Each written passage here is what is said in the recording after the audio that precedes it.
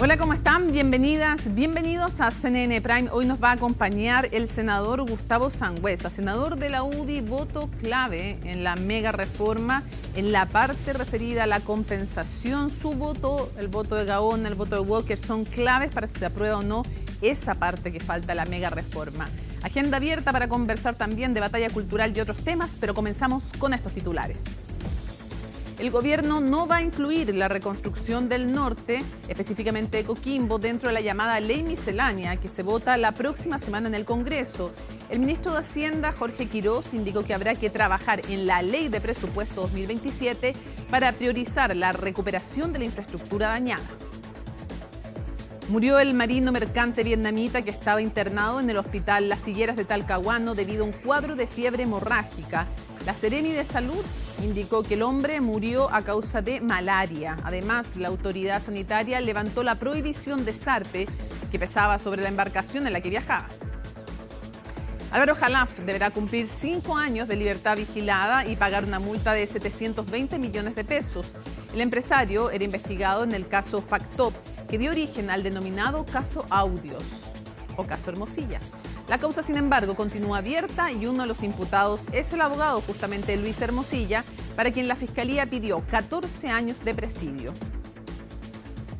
Y en temas internacionales, a 18 aumentó el número de muertos en Japón tras el terremoto ocurrido en el sur del país. En paralelo, los equipos de rescate trabajan contrarreloj para encontrar sobrevivientes atrapados bajo los escombros de edificios. Todo esto y mucho más, aquí comienza CNN Prime.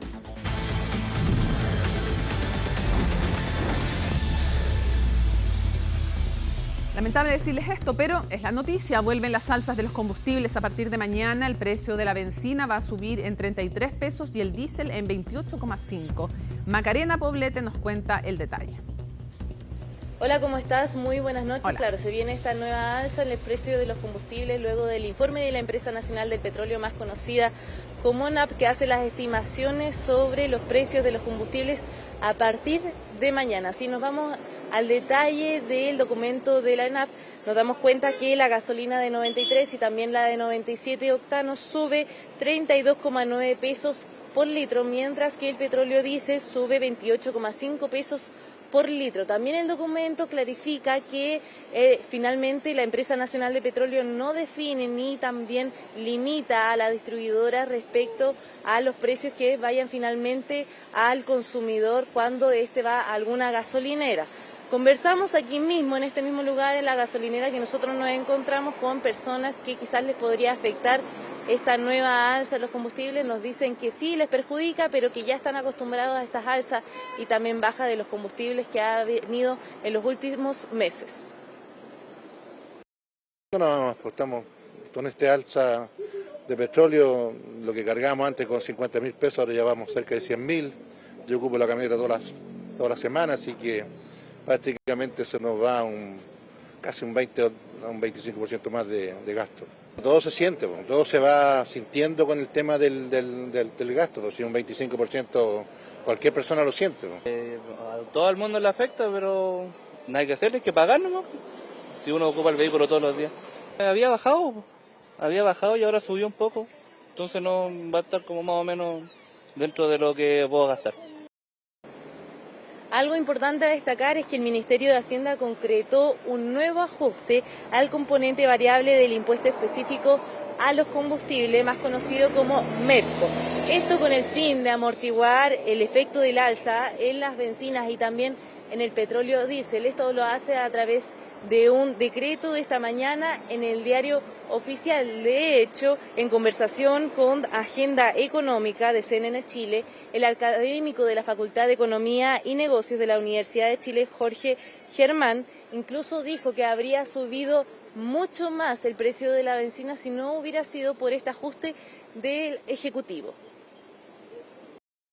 El gobierno está utilizando en su máxima expresión el MEPCO. Si no fuera por el MEPCO, el precio de la gasolina subiría fácilmente un poquito más de 200 pesos. Entonces, gracias a la implementación del MEPCO, lo que se está haciendo es que el impuesto específico a los combustibles baje desde 430 a 260 pesos aproximadamente. Ajá. Es decir, el gobierno está evitando que el precio de la gasolina en nuestro país suba 170 pesos. Este informe de la ANAP también explicó que estas estimaciones consideran distintos factores como los precios de importación de los combustibles desde la costa del Golfo hasta Estados Unidos, los costos también asociados al transporte marítimo hacia Chile y también la aplicación de los mecanismos de estabilización vigentes. Se rompe entonces este ciclo de 4 semanas que llevábamos de una disminución en los precios de los combustibles. De hecho, el ministro de Hacienda, Jorge Quiroz, también afirmó que el alza de petróleo Brent ha generado diferencias muy relevantes entre los precios que hay en Chile y también los precios que hay en combustibles a nivel internacional. Y si sigue incluso el conflicto por más de 3 semanas, afirmó el secretario de Estado que esta contención, este ajuste que habían realizado como Ejecutivo a través del MEPCO no se va a poder sostener. Le agradecemos a Macarena toda la información y atentos entonces con esta alza. En otras materias, en prisión preventiva sigue Jorge Constanzo, el padre de la niña que cayó de un 11º piso en la comuna de Las Condes. Durante esta jornada se realizó una audiencia para revisar la solicitud de la defensa de modificar la medida cautelar. Sin embargo, el Ministerio Público dio a conocer nuevos antecedentes, incluyendo que el padre de la niña había consumido alcohol a la hora de almuerzo mientras tenía a la menor a su cuidado.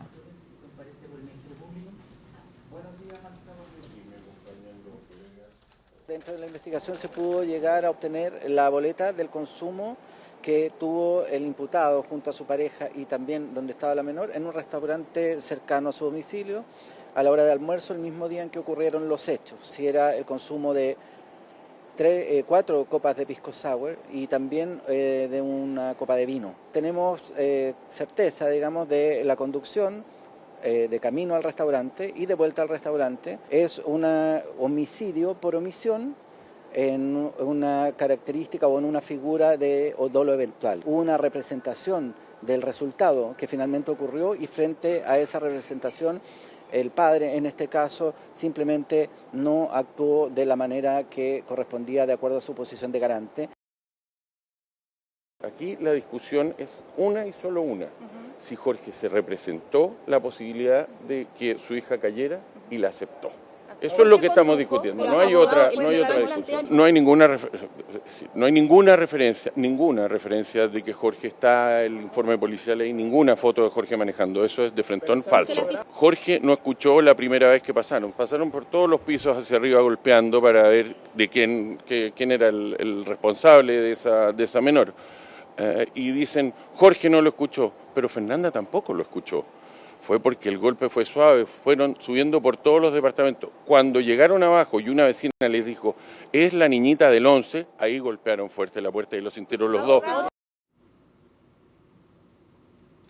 En un procedimiento abreviado que duró 3 jornadas, Álvaro Jalaf fue condenado por varios delitos en el caso Factop. El empresario, sindicado por la Fiscalía como cómplice y uno de los principales beneficiarios finales del esquema defraudatorio, logró un acuerdo con la Fiscalía tras declarar en 11 ocasiones y confesar un pago de 400 millones de pesos a Luis Hermosilla, razón por la cual la condena de 5 años la va a cumplir en libertad vigilada intensiva y va a pagar multas cercanas a 720 millones de pesos. Juan Cristóbal Cható con el informe. Esta decisión se toma pensando principalmente en lo más importante que es mi familia.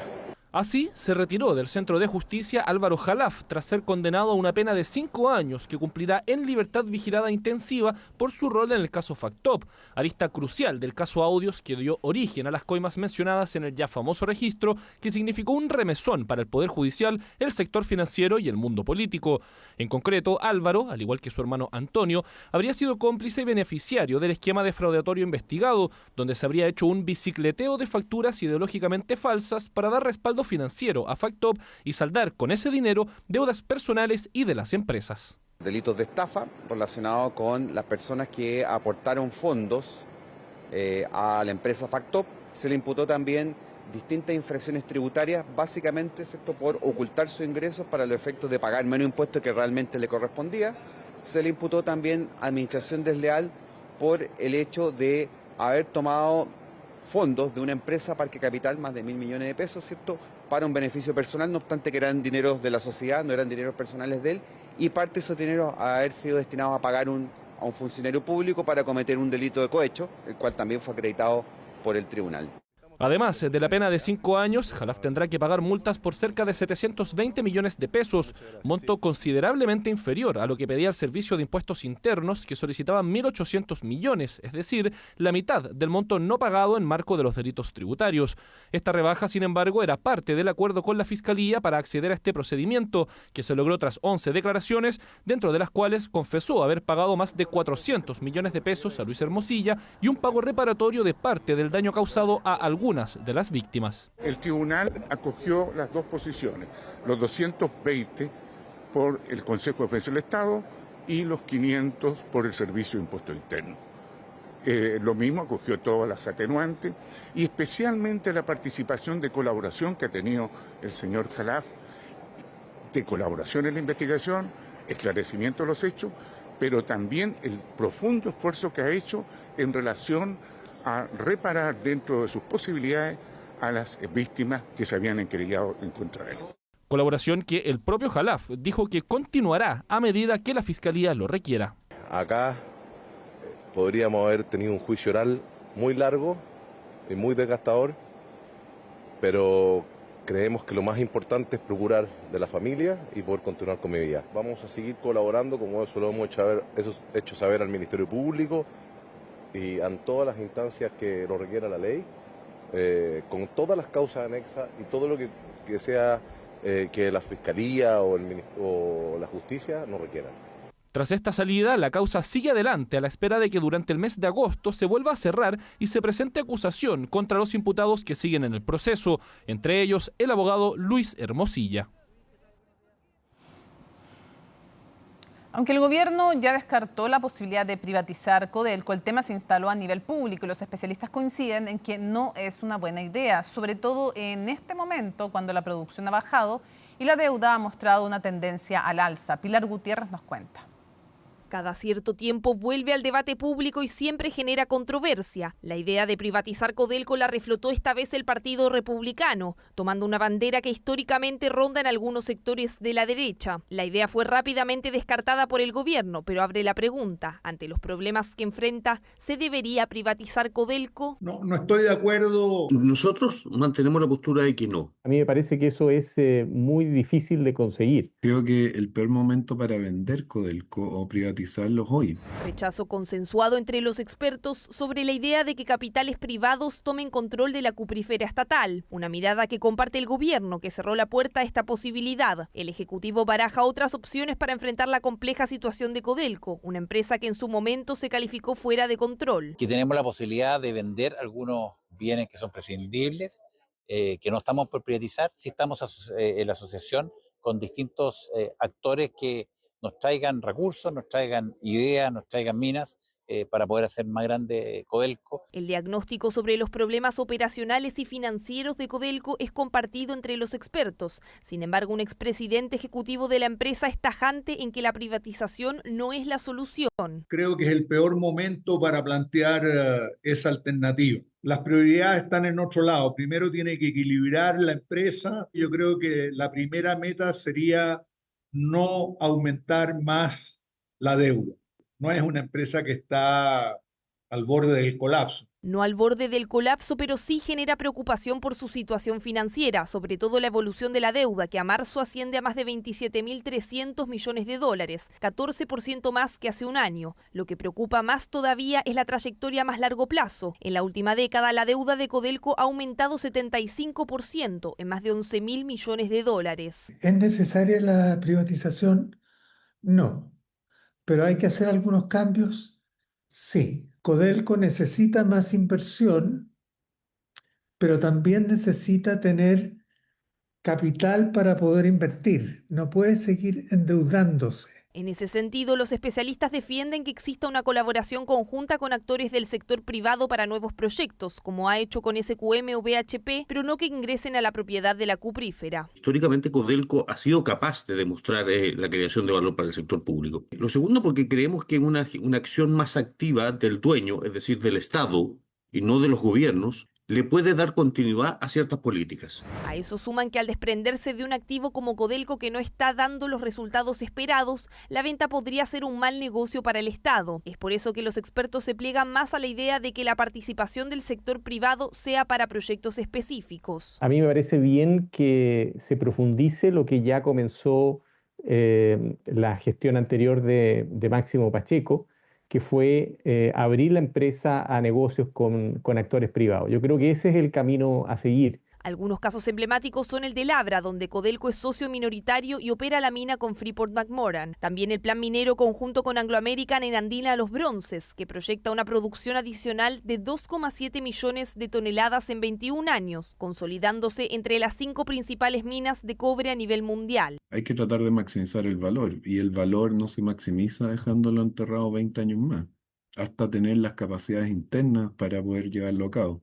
Se maximiza si podemos negociar buenos contratos con terceros que permitan llevar esos proyectos lo antes posible al mercado. La situación de Codelco es una crisis grave. Hay que entrar a hacer una reforma, en mi opinión, muy profunda, remirar y repensar todo el plan de grandes inversiones, incorporar en los proyectos que sea adecuado capital extranjero y privado. Esto no significa una privatización a rajatabla. Resolver los problemas operacionales para aumentar la producción y trabajar en la gobernabilidad de Codelco para darle estabilidad más allá de los gobiernos de turno. Son los principales desafíos de una empresa de peso histórico, económico y político única en Chile. Aumentan las presiones desde sectores de la derecha para que el presidente José Antonio Kast indulte a exuniformados condenados durante el estallido social.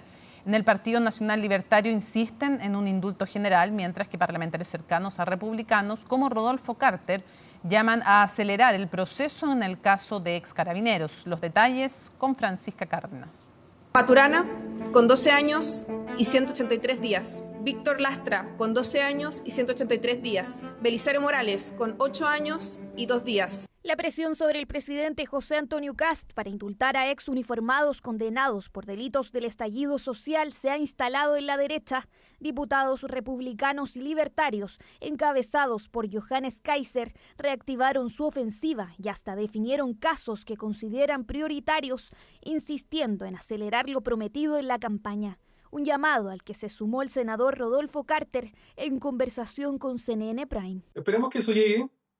Yo vuelvo a reiterar, creo que Johannes es un patriota de cuerpo completo. Entiendo que él no comparte la lentitud en el tema de los indultos. Y yo, de hecho, también creo que deberíamos ir más rápido, a lo menos con los carabineros del estallido. Pero eso es una facultad del presidente de la República. Y es una conversación que tendremos con él en privado y no a través de los medios de comunicación. La exigencia desde el Partido Nacional Libertario es un indulto general a través de un proyecto ingresado al Congreso que considera integrantes de las Fuerzas Armadas, Carabineros, la PDI y Gendarmería, además de civiles que colaboraron en el resguardo del orden público. Busca extinguir condenas, cerrar causas pendientes y dejar sin efecto sanciones administrativas. Sabemos que la promesa de los indultos está pendiente. Y es una promesa que el presidente Kast va a tener que asumir tarde o temprano. Tiene dos posibilidades. O va con el indulto particular, que es su facultad exclusiva, uno por uno, imagínense ustedes. Creo que son algo así como 5.000 carabineros.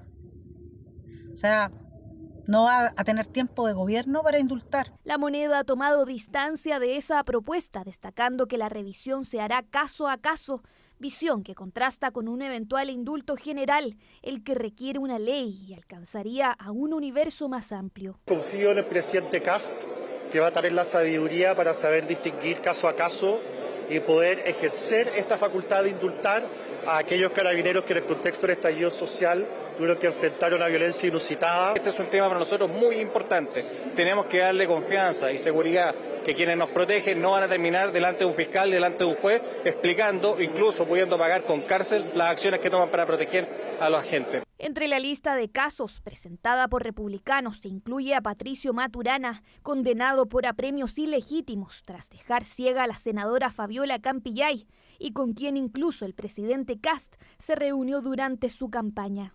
Patricio Maturana fue condenado a 12 años de cárcel por cumplir con su deber en medio del caos. En la oposición aseguran que hay otras prioridades y que los indultos es una batalla ideológica de los sectores, dicen, más duros del oficialismo. El senador Carter está profundamente equivocado. Hizo campaña prometiendo seguridad para los chilenos y resulta que sus prioridades son revertir decisiones que la justicia ya terminó. Todos los sectores políticos debemos abocarnos a la tarea de combatir la delincuencia. Es una agenda para distraer a la opinión pública y para generar falsos y artificiales conflictos que al gobierno le den un respiro. Es evidente el desplome en las encuestas del presidente Kast, es evidente que se transformó en una auténtica estafa electoral en materia de seguridad, en materia migratoria. Mientras que el próximo 3 de agosto la Corte de Apelaciones de Santiago comunicará si acoge o no un recurso de la Fiscalía para anular el juicio que absolvió al carabinero en retiro Claudio Crespo por dejar ciego al diputado Gustavo Gatica, una decisión que podría abrir la puerta a un nuevo juicio o mantener la absolución. Pausa y regresamos con más a CNN Prime.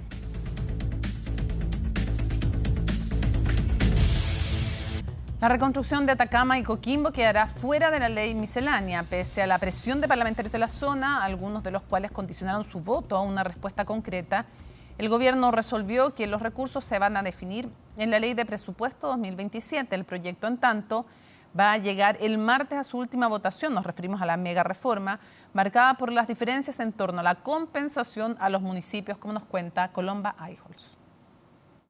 El plan de reconstrucción nacional está a una sola votación de convertirse en ley, pero en su recta final sumó una nueva presión. Parlamentarios de Coquimbo y Atacama exigen que la iniciativa también garantice recursos para reparar los daños que dejó el sistema frontal en el norte, y algunos ya condicionaron su respaldo a que exista una respuesta concreta del gobierno. Nosotros queremos mantener el curso legislativo y el ministro ha señalado que todo esto va a estar una vez que se comience ahora en septiembre, comienza la discusión presupuestaria. Desde Vallenar, el presidente cerró así la puerta a incorporar esos recursos a la ley miscelánea. La fórmula será levantar una mesa técnica, dimensionar los daños y definir el financiamiento en la ley de presupuestos 2027, aun cuando eso obligue a reducir gastos en otras áreas. No queremos innovar y no vamos a innovar en este proyecto de ley. Vamos a seguir adelante con la tramitación legislativa que quedó a una votación en el Senado. Una decisión que no termina de despejar las dudas de los parlamentarios de la zona. Aunque valoraron que el gobierno comprometiera recursos, advierten que la promesa debe traducirse en montos y plazos concretos. Queremos un compromiso del gobierno antes de votar este 4 de agosto. Por lo tanto, lo que esperamos es que el presidente de la República nos anuncie el mecanismo, la fórmula de financiamiento y las maneras en que esto se va haciendo con plazos definidos. A mí me da lo mismo el instrumento, sea por el veto aditivo, sea por el presupuesto 2027. Espero que el ministro Jorge Quiroz nos entregue certezas respecto de cuáles son las cifras y cuál es el mecanismo. Si estamos despachando una ley de reconstrucción, ¿no será lo lógico incluir ahora esos recursos? Pero esos montos no formarán parte de lo que deberá resolver el Senado el próximo martes. La votación corresponde al mecanismo acordado por la Comisión Mixta para compensar a los municipios por la menor recaudación que provocará la exención de contribuciones a los adultos mayores.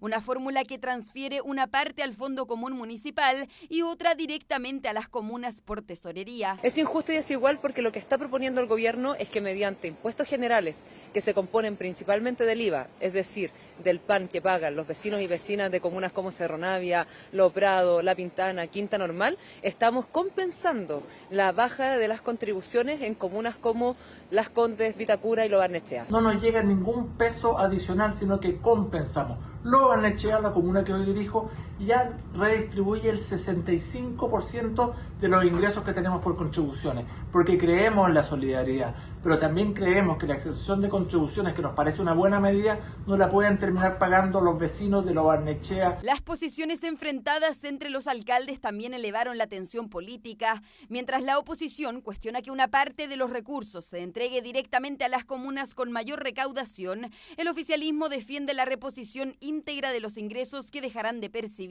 Frente a esas críticas, el ministro de Hacienda endureció el tono y advirtió que si los municipios rechazan la compensación, el gobierno no insistirá en ella. Lo que está planteado en la comisión mixta para la próxima votación del Senado es que todos y cada uno de los municipios van a recibir íntegramente lo que recibían antes de la reforma. Lo que corresponde es que los legisladores tomen una decisión. Con esa advertencia, el dilema quedó instalado en la oposición. El martes deberá decidir si aprueba un mecanismo que considera injusto o lo rechaza, asumiendo el riesgo de que los municipios finalmente no reciban compensación. Una definición que se cruzará además con la presión de parlamentarios del norte, cuyos votos siguen siendo relevantes para la moneda.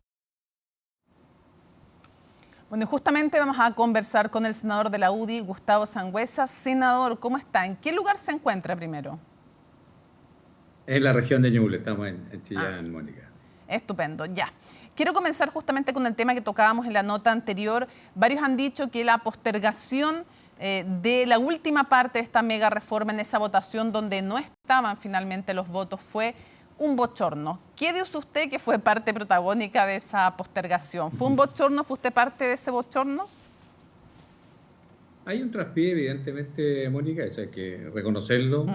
Nosotros entendíamos que al ser esta una propuesta en su redacción, incluso que venía desde la izquierda, iba a ser aprobada en forma mayoritaria. Ahora, yo nunca he tratado de obstaculizar, de obstruir el avance ni siquiera de las compensaciones a los municipios.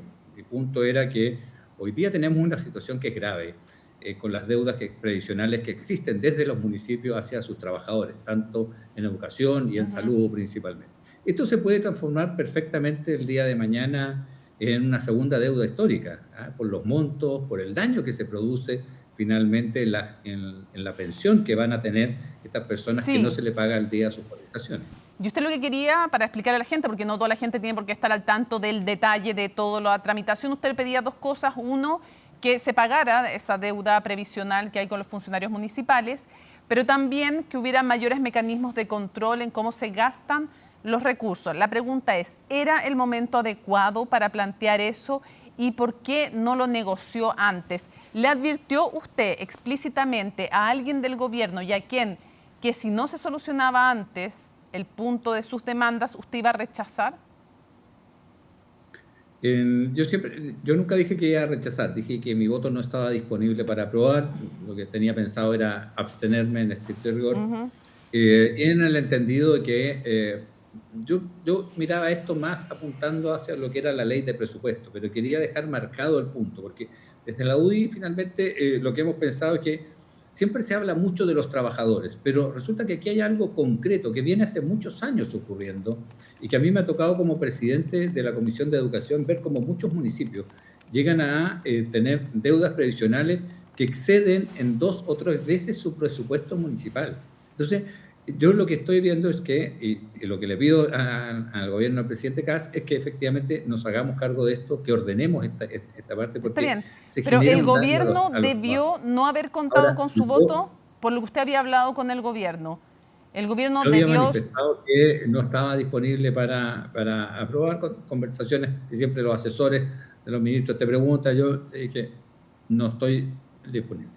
Pero lo que no teníamos a la vista, y en esto también hay que reconocer y hacer el mea culpa correspondiente, es que la izquierda se iba a unir para rechazar algo que ellos estaban proponiendo. Para rechazar las compensaciones. Que era, para era rechazar. la compensación. Y una pregunta para no los malentenderlo. Usted diría, senador, entonces, usted me corrige si no es así, pero lo que usted está diciendo es que hubo un error de cálculo en su rechazo. Si usted hubiera sabido que la izquierda iba a rechazar las compensaciones, usted probablemente no hubiera rechazado.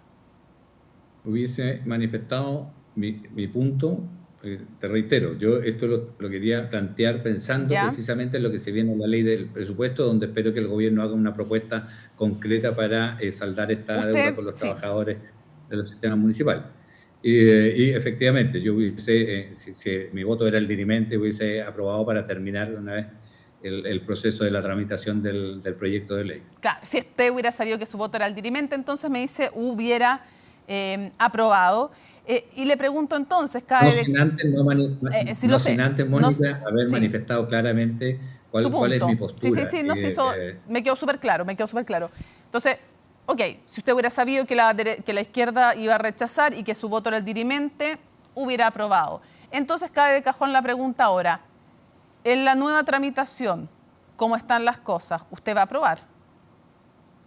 Yo espero una propuesta del gobierno. Yo me reuní hoy día, de hecho, con el ministro José García Ruminot, precisamente para que él conociera cuál es mi planteamiento. Aquí hay varias cosas que se pueden realizar. Y de hecho me reúno con Gustavo Alessandri el día lunes y también con la Asociación de Concejales. ¿Lo han llamado mucho por teléfono? ¿Ah? Lo han llamado mucho. Es Sé que lo han llamado mucho por teléfono en estos días. Sí, pero Sí, ¿sabes, pues. Mónica? Algo que te puedo concluir A ver. es que todos están conscientes de que esto hay que solucionarlo. Ya, está bien. Entonces, senador, ya, sí, y en de aquí no eso- sale, senador, entre usted y yo. Usted me acaba de decir que si usted hubiera sabido que su voto era dirimente, habría aprobado. Entonces, de nuevo, si su voto es decisivo, usted va a aprobar. Evidentemente, nosotros tenemos que terminar y no podemos seguir demorando un proyecto que es tan necesario para Chile. Si uno lo toma en orden de prioridades y de urgencia, el proyecto de reactivación económica y Entiendo. reconstrucción es urgente para el país y para las chilenas y chilenos. Y en Entiendo eso su punto, uno pero es no puede interesante. perderse. Es interesante que nos acaba de dar una noticia aquí en CNN Chile, en vivo y en directo, cuando son las 8:35. Usted nos anuncia que usted va a hacer su punto, va a pedir efectivamente una propuesta, pero que usted va a aprobar.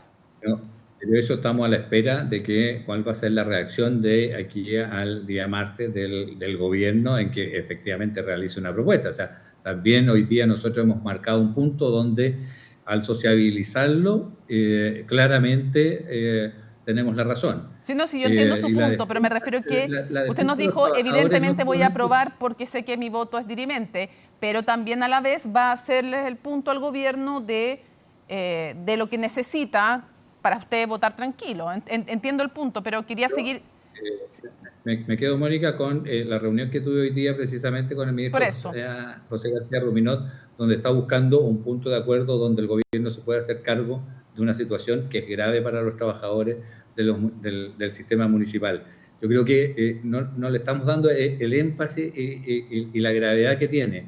Efectivamente, esto se puede transformar en una segunda deuda histórica. Sí, porque entendí el punto que usted nos manifestaba al principio, pero no va a volver a cometer el error, sí, pero varias veces. no va a volver a cometer lo que usted mismo califica un error, que es que ya sabiendo cuál es la posición de la izquierda, si su voto es dirimente, no va a echar abajo esta última parte de la reforma.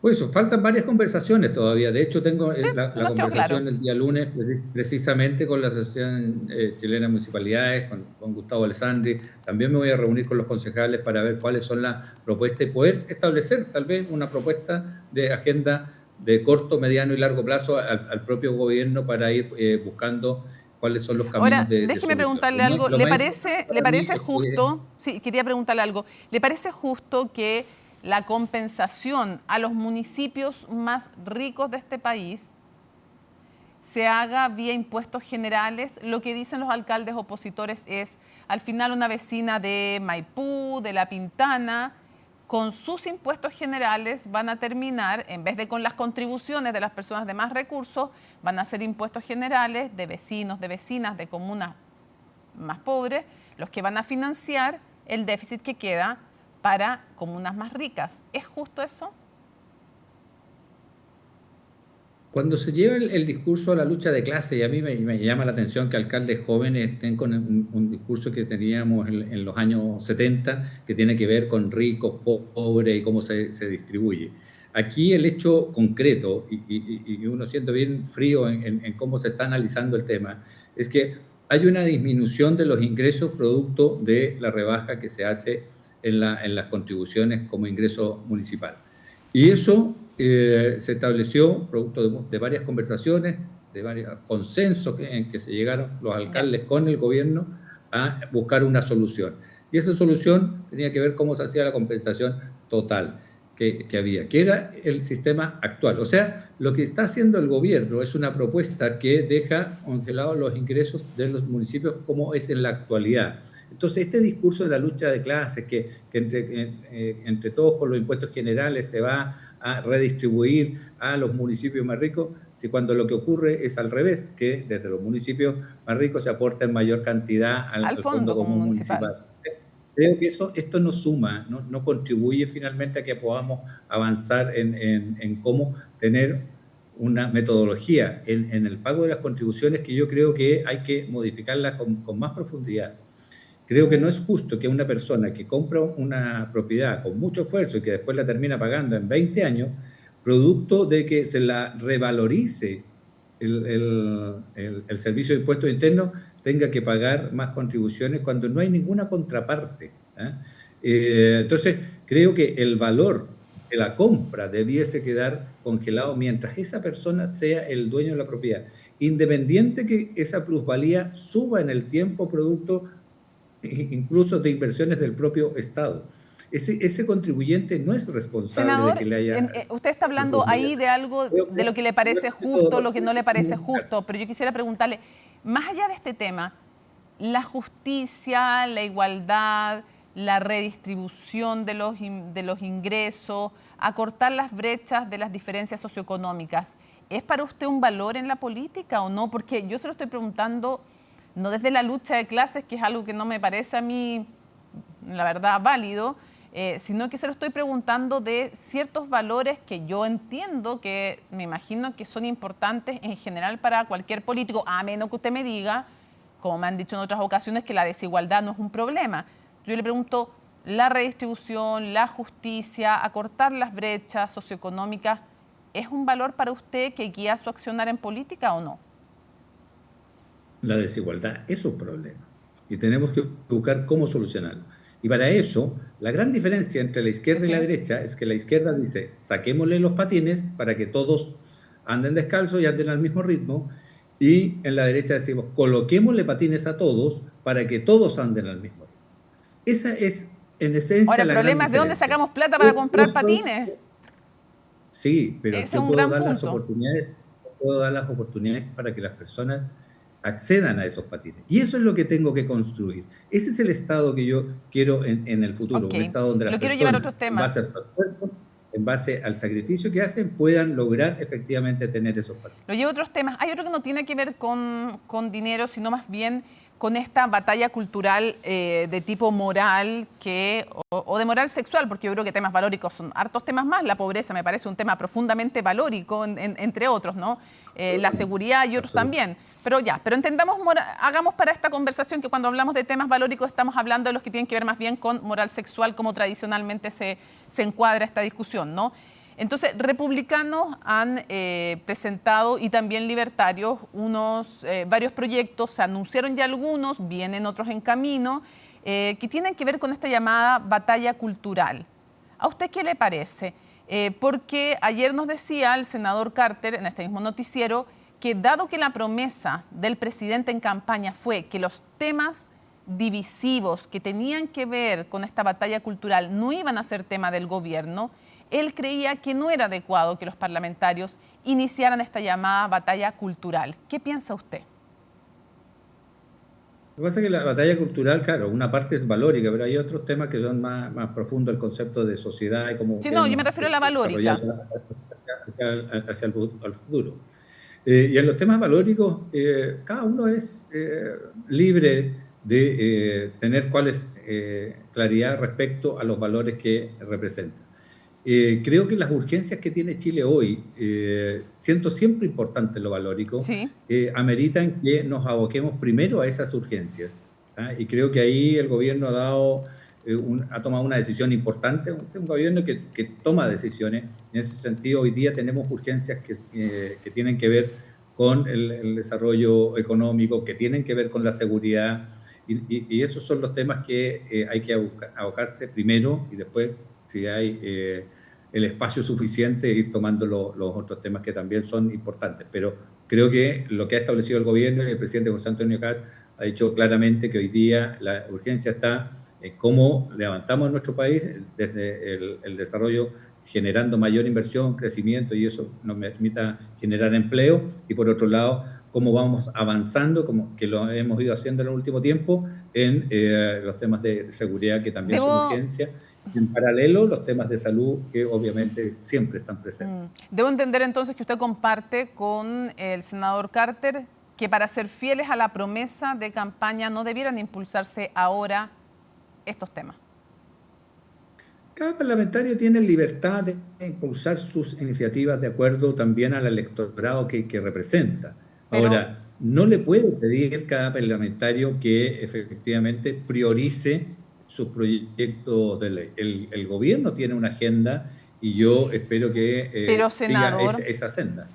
Los parlamentarios, al menos republicanos y libertarios, ¿no fueron acaso electos bajo el paraguas de la candidatura presidencial de José Antonio Kast, que se comprometió a no impulsar estos temas?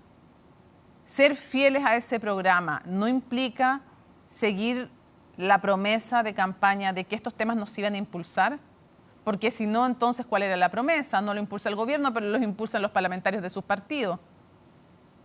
Por eso, pero no son cosas contradictorias, Mónica. ¿Cómo los parlamentarios tienen que... No, porque los parlamentarios también tienen la potestad de generar sus propias iniciativas. Otra cosa es que ese parlamentario que promueve una iniciativa le pida al gobierno que la patrocine y que la apoye. Creo que son cosas diferentes. Y en ese sentido existe esa libertad.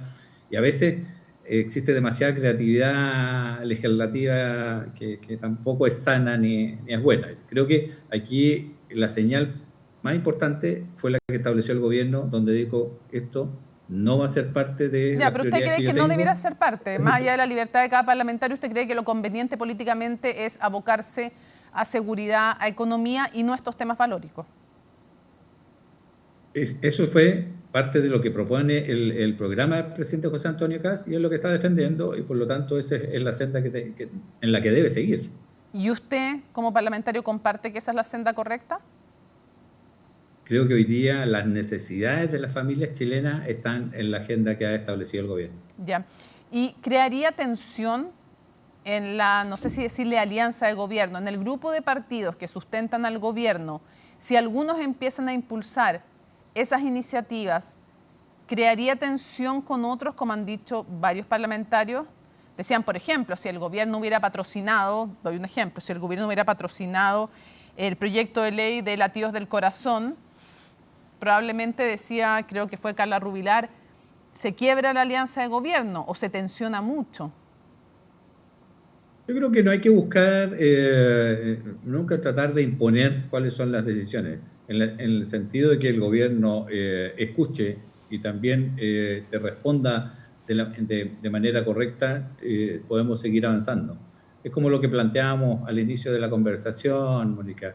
En la medida que el gobierno me entregue una propuesta y una solución en cómo se van a pagar las deudas previsionales de los trabajadores de los municipios, vamos a poder seguir avanzando. Si no hay ninguna respuesta, obviamente que uno va tomando otras decisiones. Le pregunto también si usted está a favor o en contra de que se apuren los indultos a carabineros o uniformados condenados en el contexto del estallido. ¿Usted cree que hay que apurar eso como han pedido republicanos, libertarios, el propio senador Carter ayer? Yo creo que hay que hacerlo con la rigurosidad que amerita un indulto, que el análisis sea profundo y la decisión del gobierno y del presidente tenga el sustento jurídico que la avale. Y en ese sentido, apurarlo creo que no es el camino, pero sí se tiene que hacer con la celeridad que requiere también este tipo de medidas, porque cuando se alargan en demasía también generan un daño, porque aparece como no cumpliendo parte de los compromisos que se tenían. ¿Y usted es partidario pero sí creo que sean individuales. Individuales, no con ley general, entiendo. Cada indulto tiene que ser analizado en su mérito. ¿Y usted es partidario o no de indultos a condenados por delitos de lesa humanidad?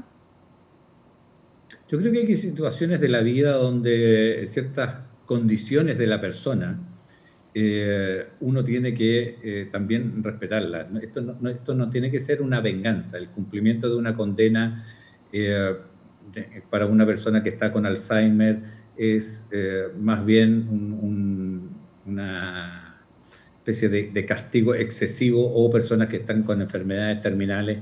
Yo creo que la humanidad tiene que estar siempre presente, independiente de las condiciones por las cuales llegó una persona a estar en presidio. Ahora, eso ya existe en el Código Penal.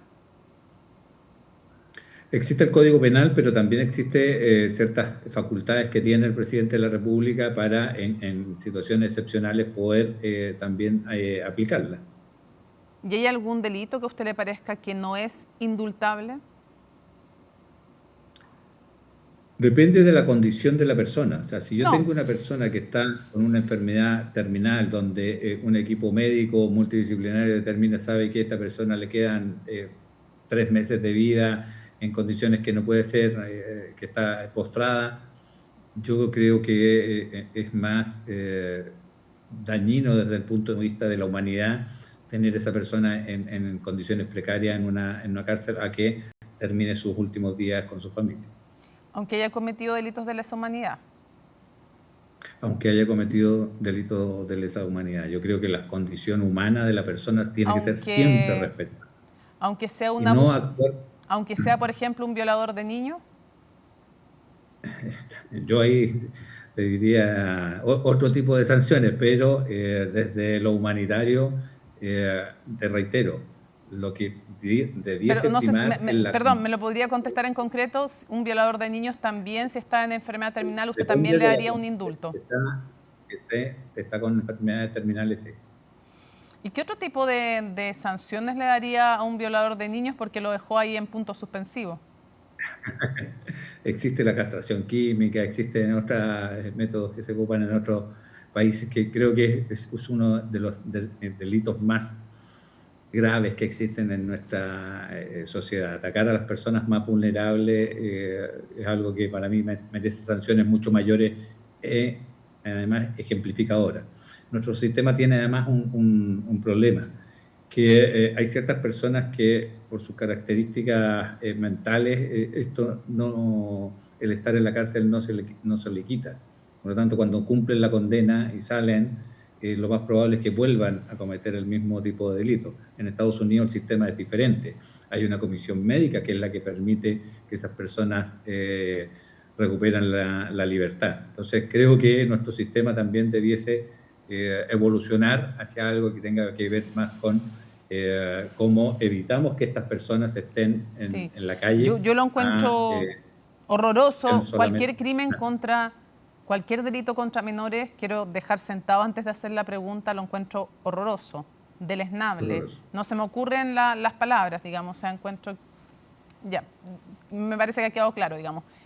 Pero, ¿usted está proponiendo la castración química? Es cosas que uno también podría hacer en algún minuto en materia de evaluación. Por eso te digo, ¿Sabe por qué se lo pregunto, senador? Porque hay hartos tratados internacionales que prohíben cercenar o castigar con ese tipo de castigos a las personas, por más horrorosos que sean los delitos cometidos.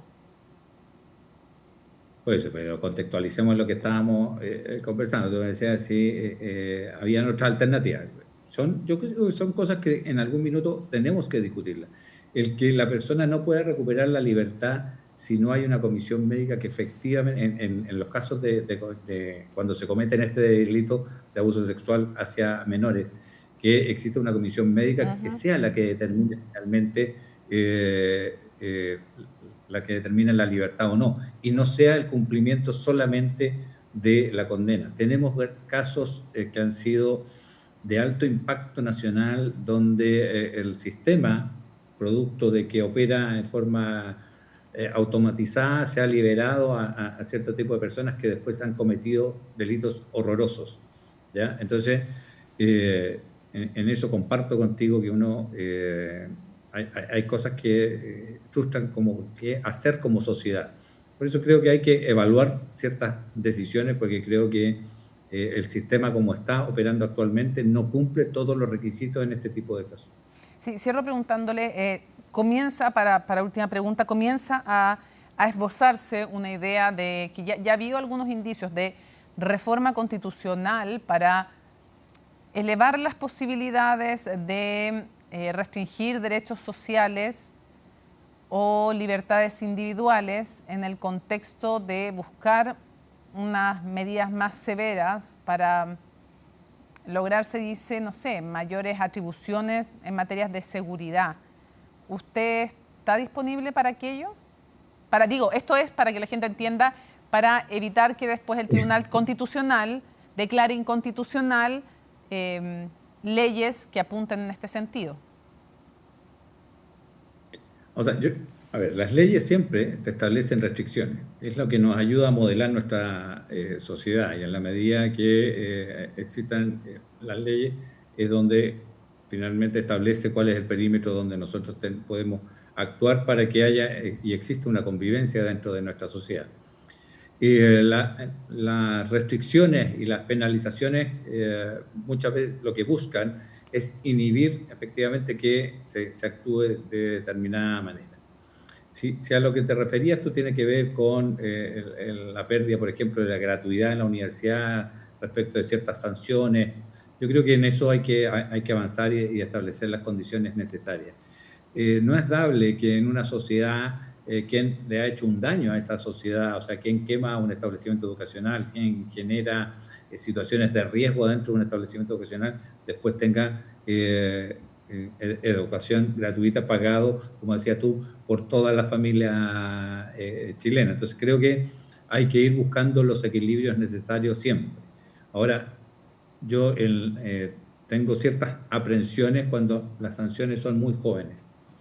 Creo que ahí también tenemos una deuda como sociedad, porque no es solamente sancionar, sino que también cómo me hago cargo, cómo trato de recuperar a un joven. Porque tal vez en un adulto que comete cierto tipo de delito, la proyección y la estadística que te dicen que es muy difícil.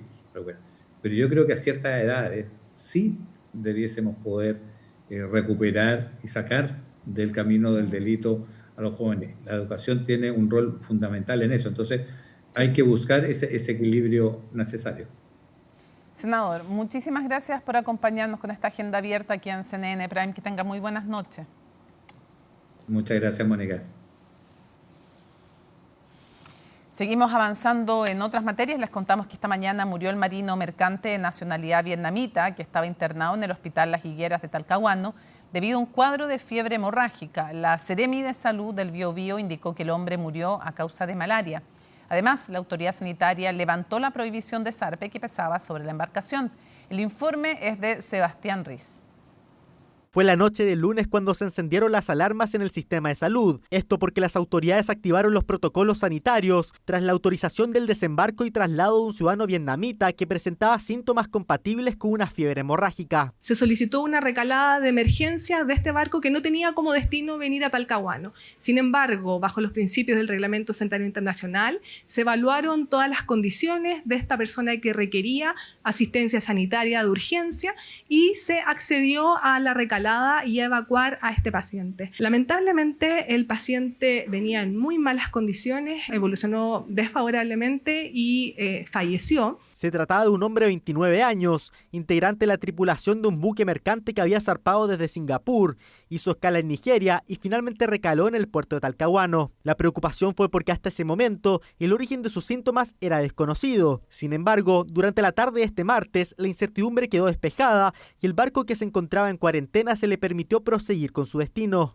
Tras la aplicación de exámenes del Instituto de Salud Pública que confirman diagnóstico de malaria en este caso y considerando que dicha enfermedad es principalmente transmitida mediante la picadura de mosquitos de género Anopheles, que no tiene presencia en la región del Biobío y a que se determinó que no existe el riesgo para la tripulación, se procede a levantar la libre plática de la embarcación para su continuidad al próximo puerto.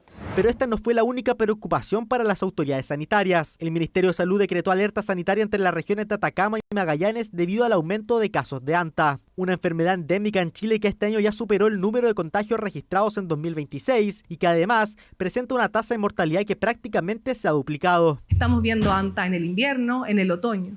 Además de eso, antes veíamos que el ANTA se focalizaba solamente en las zonas rurales. Ahora no, estamos viendo que también se localiza en zonas semirurales y, por supuesto, rurales. Todo esto confluye en un cambio del patrón epidemiológico del ANTA y que nos obliga a tomar medidas excepcionales. Cambios en el patrón epidemiológico del hantavirus que se debe principalmente a la proliferación del principal vector de contagio de este agente infeccioso. Se trata del ratón cola larga que, producto de los incendios y los sistemas frontales, se ha trasladado a puntos más urbanizados. Esta es una enfermedad infecciosa que tiene un periodo de incubación variable, que puede ser tan corto como 2 o 3 días o puede llegar hasta 6 semanas. Entonces, por eso que a veces las personas han tenido una potencial exposición a nivel rural, a nivel en su domicilio, ¿no es cierto?, durante una excursión, etcétera, y a veces incluso no recuerdan cuándo ocurrió porque ya han pasado varias semanas. Cuando comienzan los síntomas, ¿no es cierto?, puede esto parecerse a una infección respiratoria habitual, pero lo que caracteriza esta enfermedad es su rápida progresión a una insuficiencia respiratoria. Alerta que cobra aún mayor relevancia por la circulación de la cepa Andes, única variante del hantavirus, que además del contagio por exposición a secreciones del roedor, se han registrado casos de contagio entre personas. Este virus en particular de Asia ataca los riñones. Por lo tanto, las personas se mueren menos porque atacan los riñones. En cambio, los virus del Nuevo Mundo, que son el sin nombre, el aracuara, el Andes, estos atacan los pulmones. Y dentro de todos los virus del Nuevo Mundo, el Andes es el único que ha sido demostrado y ser capaz de infectar entre personas. Y como infecta el pulmón es un órgano más esencial, digamos, que los riñones, por lo tanto la letalidad es mucho más alta. La alerta permite otorgar facultades extraordinarias ante emergencias de grave riesgo sanitario para reforzar la vigilancia, la gestión oportuna de recursos, la contratación de personal especializado, la acción de control sanitario y la adquisición expedita de insumos mediante trato directo. Eso sí, las autoridades enfatizan en que esto no implica que exista una epidemia en curso o una situación que tenga desbordados a los servicios de salud. El Banco Central decidió mantener la tasa de política monetaria en 4,5%. La incertidumbre en torno al escenario internacional y las nuevas presiones inflacionarias son parte de los factores que el ente emisor está mirando de cerca en su análisis. Natalia Muñoz nos cuenta los escenarios que podrían barajarse para las próximas reuniones. Quinta reunión consecutiva en que el Banco Central decide mantener la tasa de interés en 4,5%. En una decisión que nuevamente fue unánime, los consejeros reforzaron el mensaje de cautela en medio de un escenario macroeconómico de incertidumbre. Una postura más bien prudente frente al gran riesgo que hoy asoma para la economía mundial, la inflación. Dado el aumento de la incertidumbre, principalmente relacionado con el resurgimiento del conflicto en Medio Oriente, así como también esta vez el banco señala el riesgo asociado a la corrección de precios de activos relacionados con inteligencia artificial en el escenario externo. E internamente el banco entrega una serie de antecedentes que permiten tener una mejor visión de cómo se está evaluando el escenario inflacionario. Reintrodujo un tono de relativa cautela ante la incertidumbre que está volviendo, ¿no es cierto?, a aparecer a nivel global a propósito de la guerra en Medio Oriente, lo cual ha llevado a presiones alcistas en el precio del petróleo, lo cual podría derivar en mayor inflación, mayores presiones inflacionarias, producto del incremento en precios de combustible. Es que el emisor detalla en su comunicado que los indicadores de alta frecuencia en el segundo trimestre se habían desacelerado más de lo previsto. Si bien existen los factores externos, los internos también presionan la inflación y el crecimiento, entre ellos la alta tasa de desempleo. Nuestra economía está enfrentando hoy un nivel de incertidumbre que es bastante mayor al habitual. Por ejemplo, en el plano local tenemos un mercado laboral que se mantiene bastante débil y por el lado de la actividad, si bien esta ha estado afectada por elementos puntuales, la economía acumula 5 registros del IMASEC negativos y hay indicadores adelantados que sugieren que podríamos ver una desaceleración de la demanda interna. Según expertos, el central toma un cambio de tono más restrictivo en sus futuros movimientos. Algunos apuestan que el 4,5% se mantendría hasta fines de 2026 y también durante buena parte de 2027. Pero otros creen que el banco ya debería analizar una baja en la tasa de interés con el fin de dinamizar la economía. Al menos en las reuniones más inmediatas esperamos que se siga manteniendo la tasa en el nivel actual. Ahora, en la medida que el conflicto vaya avanzando de manera positiva, el precio del petróleo vaya cediendo y no tengamos una inflación subyacente que se escapa, digamos, y las expectativas siguen ancladas, el Banco Central entonces podría dar un apoyo adicional a la economía y implementar algún recorte. El mercado no proyecta mayores movimientos de la tasa de política monetaria, que debería seguir en el 4,5%. Sin embargo, las proyecciones para el próximo año apuntan a que podría haber una corrección al alza. Esto sobre todo si es que el precio del petróleo mantiene la inestabilidad que ha mostrado en los últimos meses. Respecto al crecimiento económico, el mercado apuesta que en junio se rompería la racha de caídas en los IMASEC. Aún así, la recuperación para el segundo semestre sería muy leve, sin ser suficiente para superar el 1,5% anual de este año. Aún así, reconoce que desde el punto de vista de la actividad local ha ido perdiendo fuerza, ha estado por debajo de lo anticipado los registros de actividad durante los últimos meses, aunque prevé que debería comenzar a repuntar hacia lo que viene, producto de una inversión que debería también mostrar un mejor desempeño. La próxima reunión de septiembre va a ser un momento clave para la definición de la política monetaria, ya que podría el ente emisor mostrar una sorpresa, pero siempre teniendo en cuenta los factores como el petróleo.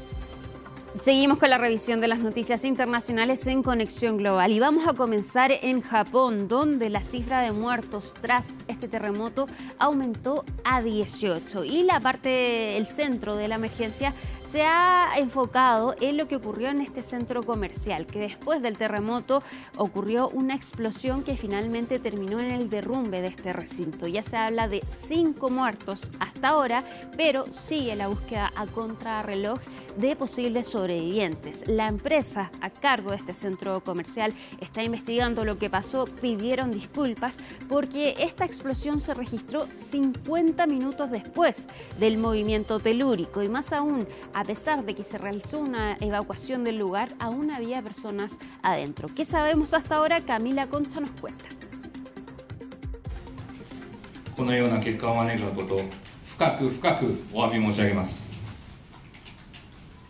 De esta forma, la directiva del Mall Aeon pidió disculpas por la explosión ocurrida en el centro comercial que provocó el derrumbe parcial del lugar y que ha dejado a 5 personas fallecidas y otras 3 desaparecidas.